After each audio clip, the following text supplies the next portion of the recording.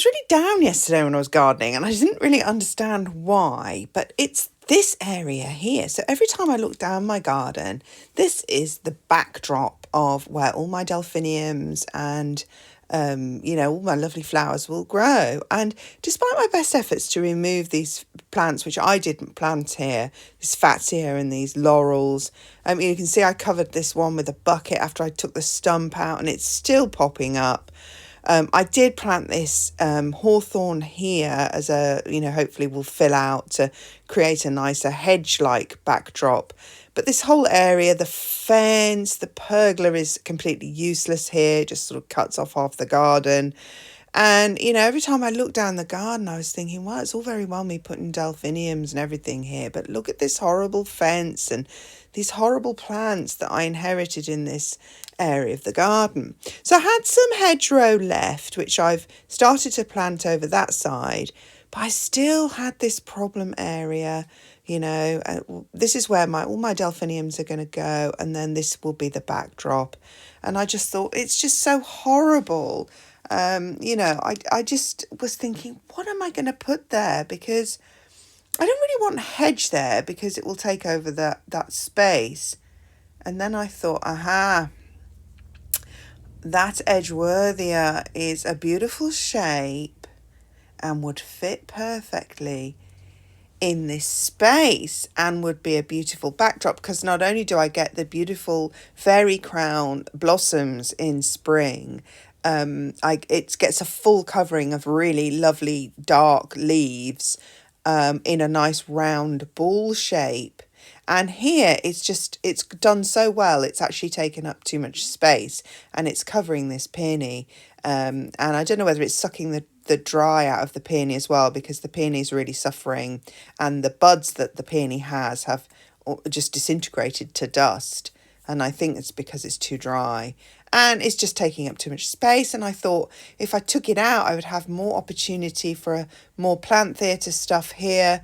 That would be more size appropriate, starting obviously with the tallest at the back.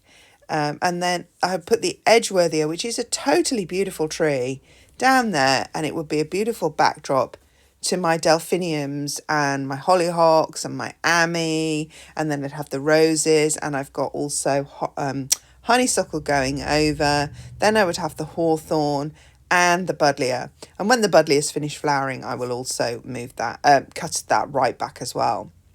So I had to take out a cornice tree, and I was a bit worried about moving everything. So this cornice is really pretty, but again, it was being mobbed by the rose and just wasn't in the right place. So I'm going to probably put that somewhere along this, mingling with the hedge somewhere. I've also got a plum tree I took out.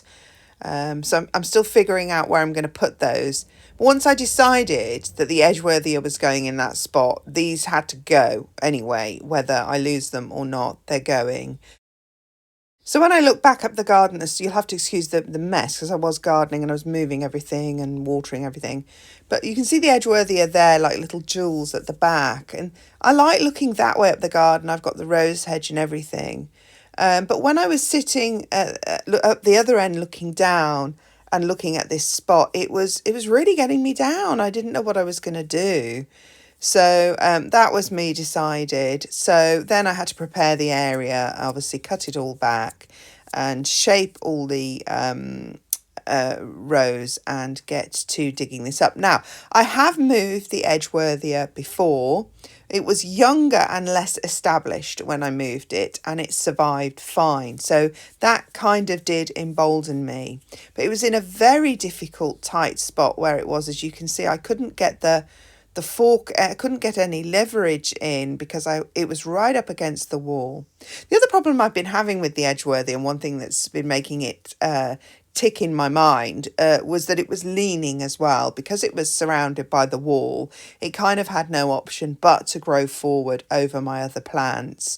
So that was another decision I had. So it did take me a long time, and I got into a sweat, and I really had to have a break. My hands to this day are still quite sore from all the digging and everything, it was quite resistant to being moved. But once I decided it was being moved, I was just decided.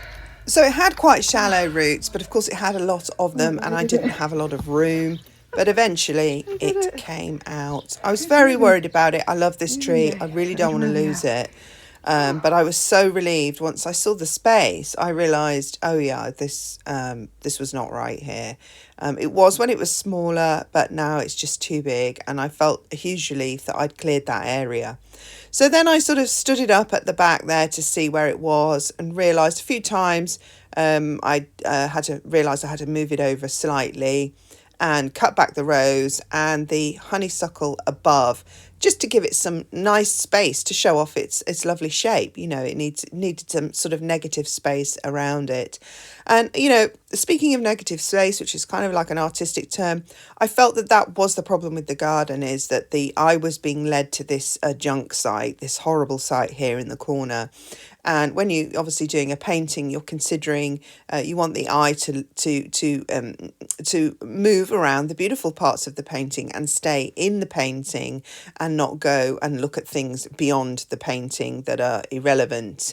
In other words, you want to keep the viewer's interest. So, and I felt that in my garden, the viewer's eye was wandering off stage to this junk pile at the back, you know, where these horrible plants were. But doesn't that look nicer, that space now? I can't wait to kind of rearrange this plant area and I'll be able to put some taller, you know, plants like cosmos and things over there as well, which will give balance to the rest of the borders. So yeah, so I was pretty pleased once I saw it there, obviously just concerned that it might not survive. So I dug the hole, and I had to do this about 3 times, had to keep moving it over to just get it in the right position. And of course that delayed it going into the ground. I chucked in a bit of bloodfish and bone, just because I don't want the tree, trying to fight for survival. I want to make everything super easy for the roots to get nutrients and moisture. So I watered this plant during the process 3 times as well. I watered the whole. And as you can see, I've clipped back just before I got onto the watering. I've clipped back now, and I still needed to move it over just a little bit more to the right as you're looking on the screen, because I didn't want the rose and the honeysuckle to obscure the beautiful shape of this lovely tree. Anyway, so I did water it 3 times. I watered the whole before I put the tree back in. Then I watered the tree in situ in the hole, and then once I'd backfilled it, I also watered it again. So there's no room for error with the roots here. They have all got access to water. I really hope this tree, does put on its leaves and do well this summer, because it may go into shock and I may kind of lose the beauty of it this summer. I think it will survive though. As I said, I have moved it before, so I'm really hopeful that it will be okay. And this chair is being upcycled, by the way, so don't think, oh my goodness, what is this? I actually looked at this chair. The integrity of it is pretty good. It's an indoor chair, so it wasn't really meant for outside, but I did like it. But of course, it's suffered over a couple of years being out in the elements, but it's actually really still solid. So I think I might just upcycle it, because I actually do quite like that there, underneath that rose, facing the fire pit, and just replace all the cushions, and yeah, keep hold of that. So she likes it as well, the pussycat. So just as a tip, if you are moving a tree like this, first of all, I wouldn't recommend moving one in the height of summer unless you absolutely have to. Really, I wish I'd had this thought earlier on, while the tree was dormant, but I didn't. So there we go. It is what it is. But if you just notice the spade there, it's actually the fork. It's holding that up so that I've sort of pressed it in, and it's holding the tree up before I've sort of bedded it in, so that I could, see how it looked where it was without calling my daughter down to help. In fact, she was out anyway. So yeah, so that was just that just helped me a bit, and I used that also when I was trying to when I had to have a break when I was trying to dig it out. I thought I didn't want it toppling over all my plants, so I used the fork to just hold it up because it was already unstable by then, while I went and had a drink of water because it was really warm yesterday. Anyway, so here it is, and then I put in a stake because in its previous spot it had started to tip over. Although I staked it post planting, I staked it post planting, but it wasn't sufficient. So this time I've staked it deep down during the planting. But so hopefully that will hold it up sufficiently. So as I say, I watered it again before I filled it in. And the robin is now already sitting on its branches and approves of this move. So there we go. So then I just backfilled it, and you can see now it has full space around it, the full negative space, so we can see the shape.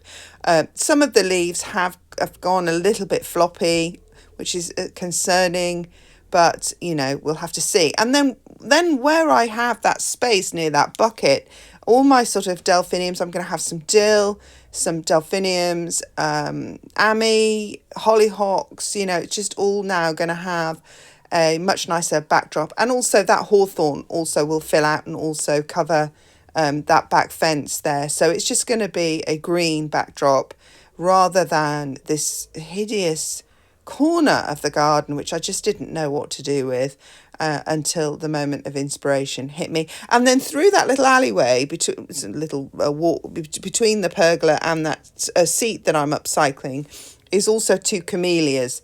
So in the spring, when I'm looking out my window or walking down from the patio towards the garage, there will be this beautiful tree will be in with its fairy flowers, and the camellia will be flowering as well, and then there'll be daffodils. So it'll be a really nice view instead of this kind of, you know, junk corner that I just didn't know how to figure out, because as I say, I can't take the pergola down because I've got 2 roses on it and all this honeysuckle as well, which I didn't really want to lose. And it provides a screen from the house behind, which is, you know, not the most attractive house there. But there you go. Yes. So I was pretty pleased with that. So obviously I'll update you with its progress. Wasn't really planning on doing that this weekend, but it's done now. And then I've got the fun of being able to rearrange this space here, which was sort of I was already thinking, you know, once I decided this was my plant theatre, I was already thinking, oh, I could do with more space because the tree is taking up so much space. And because the tree was leaning, I already knew it kind of was probably going to have to go. And yeah, so I'm going to have my ranunculus here on the right. And then as you walk down, as you can see, this is my gardening debris. Sorry about that. Instead of having this ugly area now, your eye will be sort of swept around to this beautiful tree and then the roses. Yeah, so I feel happier about that. So I've got some more planting to do tomorrow. This more hedgerow here. I've got a few more hedge pieces to go in and conceal this fence. And there's a dead pear there, which has a lot of a vine, a butylon growing all over it. So I'll just leave that in place and grow a clematis up it as well. You won't see it once the hedge has grown anyway. And then the whole thing, you know, I'm restoring a cottage garden here, and cottage gardens and grotty old fences do not really make a good marriage. So it's a solid fence, but it's just not an attractive fence. I don't like fences at all anyway. I do not like them. So I'm going to be much happier with a fence. And then I'm going to move these blackberries and on the pergola here and put in some more roses. And, you know, hopefully I'm going to think about this space here is going to probably be another seating area. And some, I don't know what I'm going to plant here, but it obviously still needs work. But yeah, it's coming on. And from the square patch that it was, the square patch of lawn, It's really coming on. So I'm pretty pleased with that job over the weekend. I'm going to catch up with the seeds. I said I was going to do the seeds. I'm going to show you the seeds that I've been bringing on, and I'll do that in my next video. That's going to fill all the patches, hopefully, that I have in these borders. All right, thanks for watching. Hope you enjoyed that video, and I'll see you again in my next one. Thanks for watching. Bye.